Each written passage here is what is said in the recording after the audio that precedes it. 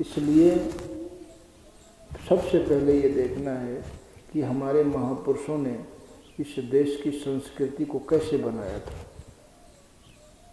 अब कहने को तो वो कह गए,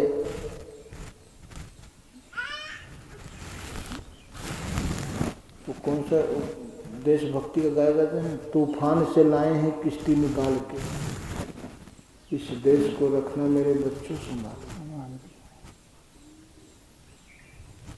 तो ये हमारे देश को विकृत किया गया, हमारी संस्कृति को विकृत किया 1000 साल तक, फिर भी विकृत। अब सबको बदल देना चाहिए, रिसर्च करना चाहिए। भारत सरकार को एक रिसर्च सेंटर में ये शोध करवाना चाहिए कि वास्तव में हम बंदर से हमारा विकास हुआ है कि हम ईश्वर के अंश हैं, मनु की संतान हैं। पढ़ाई नहीं करता। फिर कहीं विस्फोट हुआ, सूरज कुछ नहीं, फिर सूरज में विस्फोट हुआ, फिर ये सब अलग हो गए, पृथ्वी अलग हो गई। देखिए आप विस्फोट करके प्रयोग प्रैक्टिकल में दिखाइए, किसी चीज़ में विस्फोट करके प्रैक्टिकल में आप दिखाइए कि वह शेप आकार में कटती है क्या। पृथ्वी भी गोल, चंद्रमा भी गोल, जितने भी मंगल राहु केतु सब गोल और अपनी ग्रेविटी में स्थित हो गए और घूमने लगे। ऐसा संभव है क्या? लेकिन पढ़ाया नहीं जाता है। तो ये विकृतियां,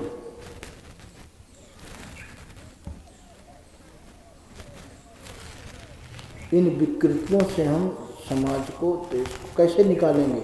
हम उसी को देखिए हमारे ऊपर थोपा, हमने स्वीकार किया कि नहीं किया। इसलिए वो कहते हैं इनके पास दिमाग नहीं है, ये तो पक्के मूर्ख हैं, इसलिए इनको अप्रैल फूल मनाने दो। इनका साल शुरू हो गया, कहीं मूर्खों का साल शुरू हो गया, ये मूर्खों का साल है। और शहर से मनाते हैं, हम लिख देते हैं छुट्टी अप्रैल फूल, उसको भी स्वीकार कर लिया, थोपे रहो।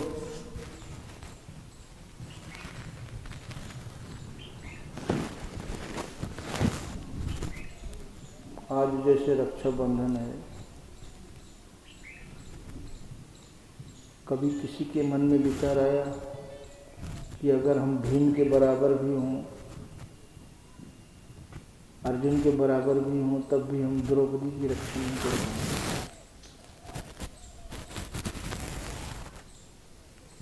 ये त्योहार वहाँ से शुरू हुआ जब एक भक्त के यहाँ लक्ष्मी सन्यासिन बन के गई, भिखारन बन के गई। हम लक्ष्मी से मांगते हैं ना, लेकिन लक्ष्मी भक्त के यहाँ गई मांगने की।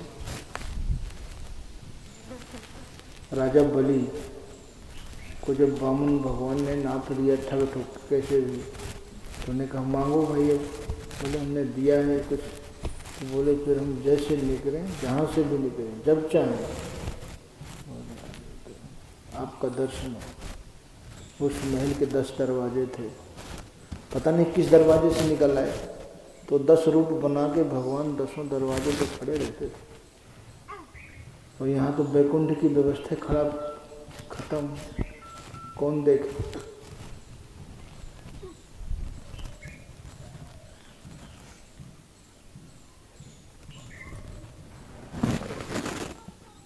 तो नारद जी ने बता दिया वहाँ चले जाओ। तो फिर वो आज के ही दिन, यही समय था, उन्होंने बलि को बांधा। बलि ने कहा मांगो, बोले द्वारपाल। बहन भाई से कुछ मांगती ही ना, वहीं से शुरू हो गए। फिर वो परंपरा बनी रही। फिर वो कौन, रानी पद्मावती ने हुमायूं को, तो इस धागे का मूल्य कितना था। और इन व्यवस्थाकारों को शर्म नहीं आती। देखिए पहले आप ये बताइए, बहुत कहने में भी दुख, आज एक भी बात बताइए, एक भी ऐसा रिश्ता बताइए जो बेदाग हो, एक भी ऐसा रिश्ता बताइए जिसका कत्ल नहीं हुआ, कौन नहीं हुआ, बताइए पहले। ये जो है मानसिक विकृति की चरम सीमा है। अब इस चरम सीमा में तो हमने पहुंचा दिया समाज को, अब इसका विस्तार होगा, इसी में वृद्धि होगी ना। और अगर जो ऋषियों ने जो सिस्टम बनाया था, जाना तब भी कहीं नहीं हमने अपने आप को, कहीं पहुँचेंगे क्या? कब से आप लोग चलते आ रहे हैं बताइए? जब से सृष्टि है तब से चल तो रहे हैं, बताइए आज कहाँ पहुँचे हैं? तो काहे को अपनी संस्कृति विकृत कर रहे हैं आप लोग? जब भी दुख और आंसू छोड़कर कुछ नहीं मिलेगा, कम से कम उस संस्कृति को बनाए रखो जिससे आपका वर्तमान सुरक्षित रहे और भविष्य सुरक्षित रहे। और इससे न वर्तमान सुरक्षित है, बताइए पहले हमें एक भी पिता ऐसा ले आओ जो कह दे कि मुझे विश्वास है और मैंने अपनी चल अचल संपत्ति सब बच्चों के नाम पर, मुझे विश्वास है कि बुढ़ापे में ये समय पर सम्मान से 2 रोटी दे देंगे है? अगर वो संस्कृति बनी रहती तो कम से कम सम्मान से 2 रोटी तो मिलती, इज्जत तो रहती। ये आधुनिकता के नाम पर हमने जो ये अश्लीलता समाज पे थोपी, इससे बताइए न तो हमारा वर्तमान सुरक्षित है न भविष्य सुरक्षित है। हमने पाया क्या?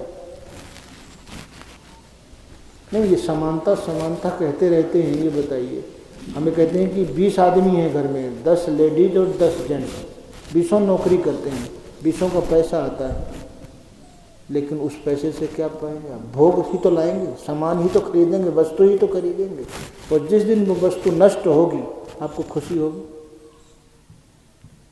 लेकिन ये जो विकृतियां पैदा हुई, इनको आप अरबों खरबों दे करके इसका मूल्य नहीं चुका सकते। ये ऐसे नहीं है, बनाने में बहुत समय लगता है। हमारे ऋषियों की हजारों वर्षों की तपस्या की पूंजी है, इन्होंने समाज को सही दिशा दिया था। लेकिन पढ़ाया जाता है आर्य बाहर से आए। बताइए किसी भी देश का नाम आर्यावर्त है? किसी भी देश में आपस में बातचीत संबोधन की परंपरा आर्यपुत्र कहते हैं? पूरा इतिहास देखिए, पूरे विश्व का इतिहास देखिए, फिर भी कहते हैं और पढ़ाते हैं, कभी विरोध नहीं करते। इसलिए तो कहना ये मूर्ख है यार, इन पे कुछ भी थोप दो ये स्वीकार कर लेते हैं। पूरे विश्व में बताइए ये सूत्र किसका था? कृणवंतो विश्वमार्यम, जर्मन का था, रूस का था, ये भारत का सूत्र है, भारत के ऋषियों का सूत्र। ये तो इतिहास विदेशों का 2000 साल का है, 2000 का ही है ना। वो भारत का इतिहास लिख रहे हैं और उसे हम स्वीकार कर रहे हैं, तो मूर्ख नहीं तो और क्या कहेंगे? उनको चैलेंज करके कहिए कि आप बताइए। आर्यावर्त, इस देश का नाम अजनाभ वर्ष था, इसके बाद जम्बूद्वीप, इसके बाद आर्यावर्त, फिर भारतवर्ष।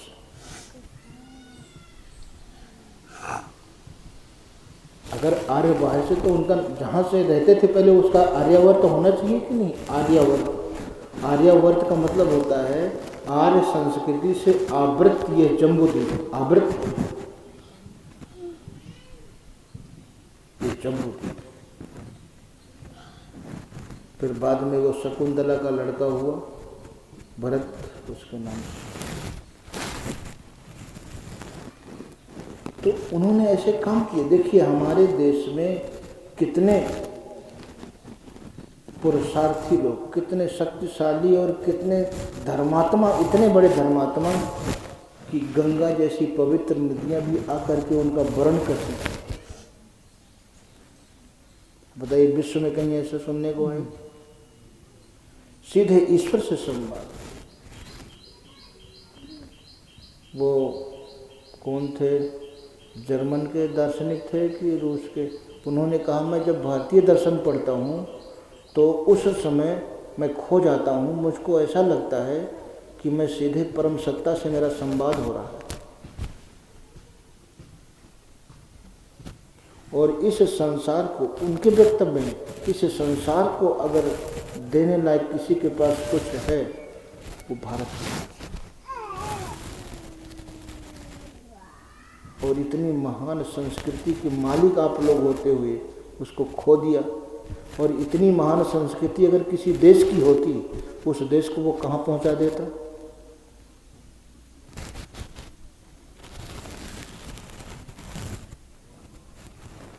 तो हमारे हर जितने भी पर्व, सब पर आप कहीं भी देखें, उसके इर्द गिर्द परमात्मा का संबंध जरूर होगा।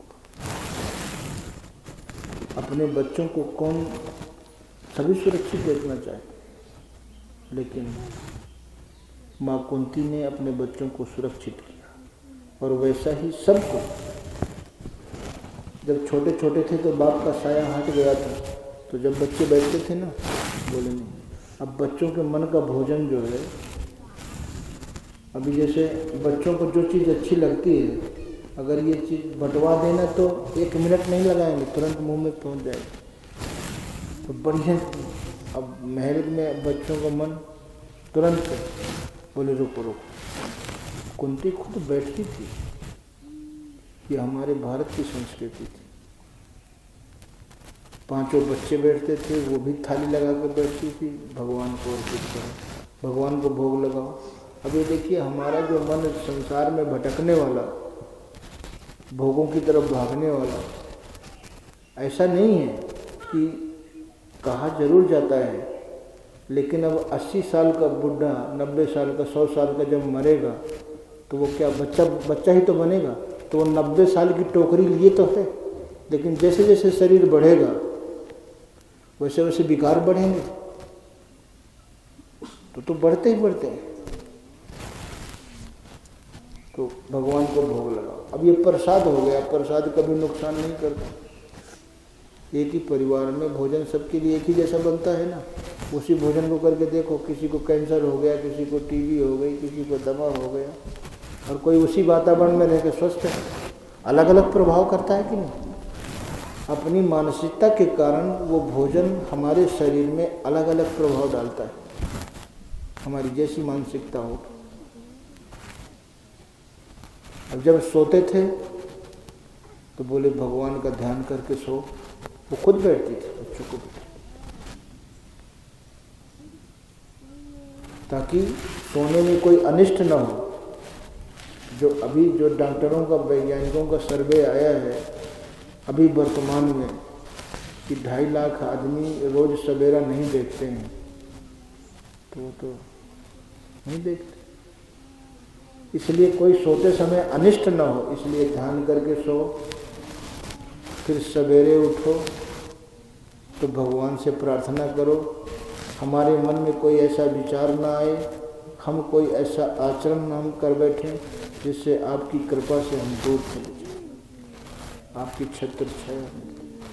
वो प्रार्थना कराती थी। अब जब महाभारत का युद्ध हुआ तो बताइए सुरक्षित कौन था? पांडव सुरक्षित थे या कौरव?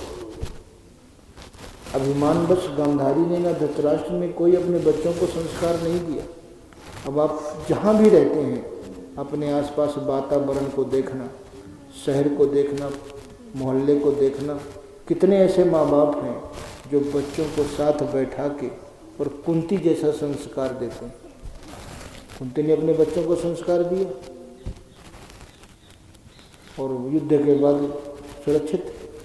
और आप भी सुरक्षित देखना चाहते हो, व्यवस्थित, तो पहले देखो हमने इतना मेहनत करके जो अर्जित किया उसे हम स्वयं सुरक्षित और व्यवस्थित हैं, केवल वो संस्कार। और जब महाभारत का युद्ध की जिस दिन शुरुआत थी, उस दिन कुंती ने अर्जुन का हाथ पकड़ के भगवान के हाथ में दिया। गोविंद, अर्जुन करण बैर है भारी, तुम रक्षा करी हो बात। रक्षा, हम रक्षा ही तो चाहते हैं। बताइए हम किसके द्वारा रक्षित हैं?